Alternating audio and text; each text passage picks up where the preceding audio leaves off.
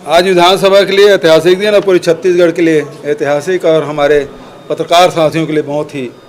अविस्मरणीय दिन रहा है, क्योंकि आज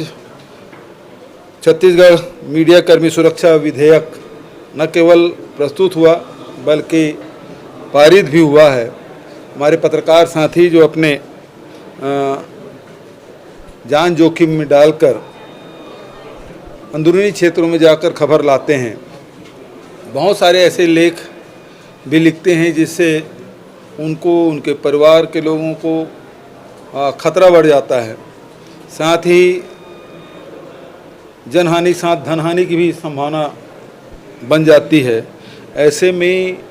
जितने भी हमारे पत्रकार हैं, चाहे वो इलेक्ट्रॉनिक मीडिया को हो, चाहे प्रिंट मीडिया को हो, चाहे पोर्टल के हों, सभी साथियों के जो ऑफिस में जो काम करते हैं वो भी, और जो गांव में काम करते हैं उनके लिए भी न केवल अधमान्यता पत्र जारी करने का बल्कि उसे रजिस्ट्रेशन कराने की, जिसको अधमान्यता पत्र नहीं है, और कोई प्रेस यदि कहता है कि हमारे साथ में है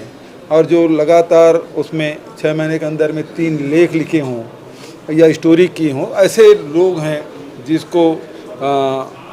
इस सुरक्षा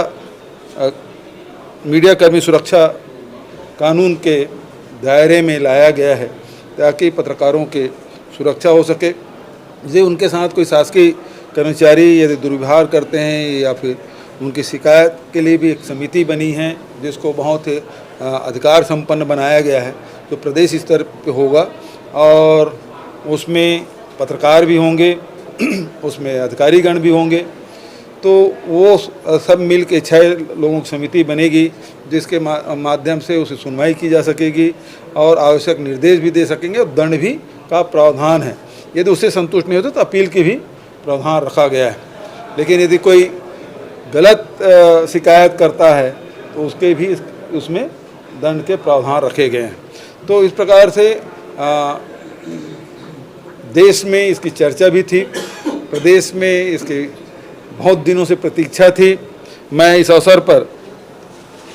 जस्टिस आफ्ताब आलम जी, सुप्रीम कोर्ट के सेवानिवृत्त न्यायाधीश आफ्ताब आलम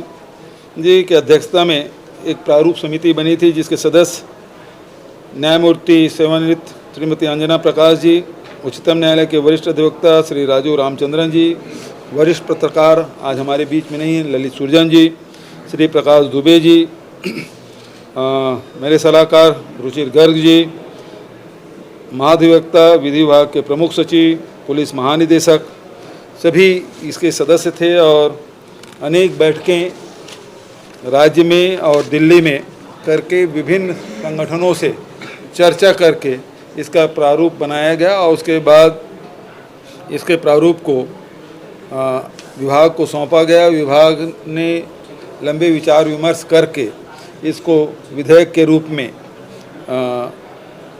विधेयक के रूप दिया गया और इसे राज्यपाल से अनुमति लेकर विधानसभा में प्रस्तुत किया गया और आज वो पारित हुआ है। लेकिन दुर्भाग्य ये है कि विपक्ष इसके लिए सहमति तो दिए लेकिन इसमें चर्चा में भाग नहीं लिए। किन कारणों से नहीं लिए वो अलग बात है, लेकिन कुल मिला के जो उनकी मंशा थी, अजय चंद्राकर जी बोलने खड़े भी हो गए लेकिन बाद में उसके साथियों ने बिठा भी दिया।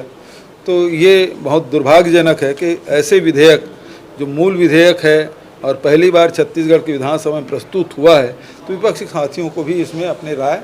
रखनी थी, जो नहीं हुआ। ये बेहद दुर्भाग्यजनक है। हालांकि सर्वोन्नति से इस विधेयक को पारित किया गया।